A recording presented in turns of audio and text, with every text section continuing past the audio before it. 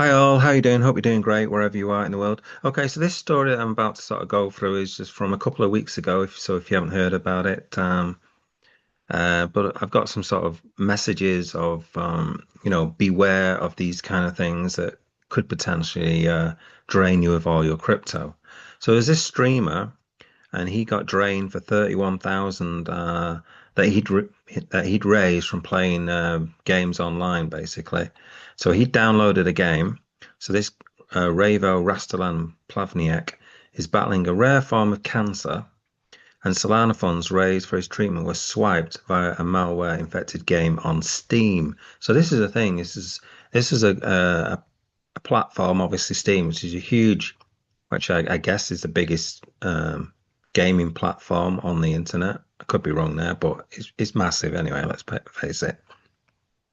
So, a crypto-focused live streamer raising money to help fund his stage 4 cancer was drained of more than $31,000 in crypto after he downloaded a malicious game on popular PC platform Steam. Fortunately, the crypto community has rallied behind the content creator, pumping his token, sending him replacement funds, and tracking down the hackers. So, after all of this, he's probably gained out of it. Okay, so that's good news. I mean, at the end of the day, he's got cancer, so hopefully this will go to him curing him of his cancer. So Latvian streamer Ravo Rastelan Plavniak created a Solana-based token on Pump.fun on Friday called Help Me Beat Cancer and started to play video games for viewers. Token creators on the platform earn a percentage of all trades made on a token, which Plavniak was going to use to help fund treatment for his rare form of sarcoma cancer. On Sunday, a viewer asked Plavniak to download a verified game on Steam and play it. After launching the game called Block Blasters, Plavniak was drained of $31,000 he had raised from creator fees. The streamer then let out a harrowing cry as his viewers watched. So this is the thing, the scammer knew he had cancer, then asked him to download the game. Absolutely despicable. I can't breathe. I can't think. I'm completely lost on what is going to happen next. Can't shake the feeling that it is my fault that I might end up on the street again or not have anything to eat in a few days. Plavniak wrote on X. My heart wants to jump out of my mouth and it hurts. Plavniak is a 26-year-old self-defined crypto degen living in Latvia. He noticed a lump on his back in December that grew painful and soon diagnosed with a rare form of stage 4 high-grade sarcoma cancer. Plavniak is currently undergoing chemotherapy, in part funded by GoFundMe, which has received an influx of donations following the incident. Um, so, after hearing about the hack, members of the crypto and broader online security community rallied behind Plavniak. The streamer's cancer token pumped 3,000% to a 2.5 million market cap, generating substantially more creator rewards, and sleuths started to track down the hacker. Well-known investigator Zach XBT teamed up with a group of other researchers to diagnose how the hack happened, who was behind it, and how to resolve the issue. Zach XBT said the malicious Block Blasters game has led to more than 150,000 worth of crypto being stolen. So he got 32, so the rest was like 120,000 off other people.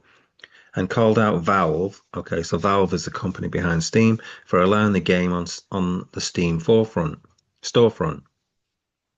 Malware expert VX Underground told Decrypt that 907 devices were infected by the game, although he speculates some are duplicates and estimates there to be approximately 400 victims.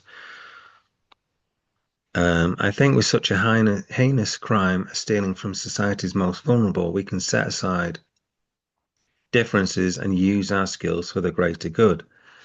Pseudo I can't say that word. Pseudo anonymous security researcher known as 1989 told Decrypt there are currently many security researchers and people all over X with skills in OSINT. So what's that? Oh, some intelligence, isn't it? Oh, what have I done here?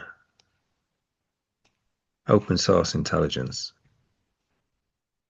Uh, Get rid of that. Teaming together to be able to bring the hackers to justice.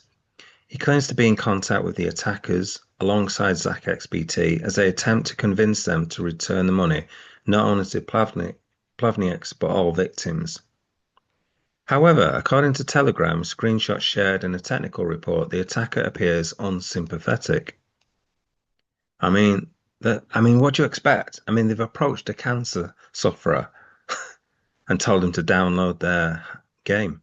The attacker appears unsympathetic, claiming that Plavnieks will make that money back. The attackers also claimed they'd return the stolen funds, but the report said they had not. They're just a bunch of liars. I mean, they're scammers, they're thieves, they're hackers, they're just awful people, basically. There appears to have been a group of them working together to target a wide variety of cryptocurrency holders, investors, 1989 told Decrypt. They haven't outright admitted, but there's mountains of evidence. It's just a case of tying it all together and having appropriate law enforcement use their resources to bring them in. One alleged member of the group was supposedly identified via social media, but has denied involvement. Well, of course, he's going to deny it. Plavnieks said he has reported the incident to the police, switched out the wallet that Creator Rewards go to, and is changing his computer SSD just in case. Crypto influencer Alex Becker donated $32,500 to cover the losses, with others also offering financial support. And then he basically said, thank you, and I'm going to carry on streaming and stuff. So what happened with this? So they downloaded the game on Steam, and the first upload that they put on there was fine, but then what they did was basically add in like this bat file, okay, which is like a sort of text file, if memory serves me right, from programming, that put in the dodgy bit of code, basically. So the actual game initially was a solid game, but then they added another bit of code to make it malicious. So the things with Steam is they check the initial first upload, but any updates they don't check, and that's the problem, you see. So you can get everything past these Steam by uploading, perfectly fine software, games, whatever, and then just adding some malicious code later that they're not going to check. And so this is my warning to you guys. You got to be watching out for these little games, but also it's not just those kind of things. It's it's extensions, okay, within your browser.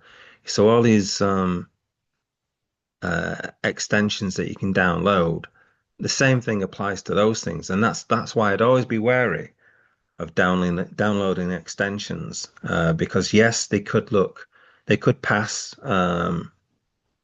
big companies first checks, but the downloads could be malicious later on, and you've got to think, is it worth the risk, especially if you've got a crypto wallet or something with a lot in there.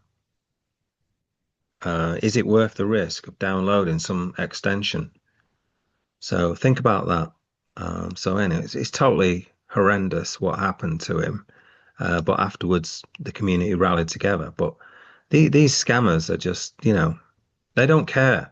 They've no idea who they're stealing money off, and they could be, they could be charities, they could be cancer victims. They've no idea. They don't care. They're absolutely ruthless, these scammers. They're the lowest of the low. They really are. I can't stand scammers. They're horrible people, basically. Anyway, just be careful of downloading extensions and software on these big sites. You shouldn't trust these big sites to police all of these individual games. Okay, it's just very difficult for them to actually do that. Okay, without the sites that are coming down to a stop kind of thing, because they have to check everything, dot all the I's, cross all the T's and everything. So just be wary about that. Okay, don't forget to like and subscribe, and have a good rest of your day.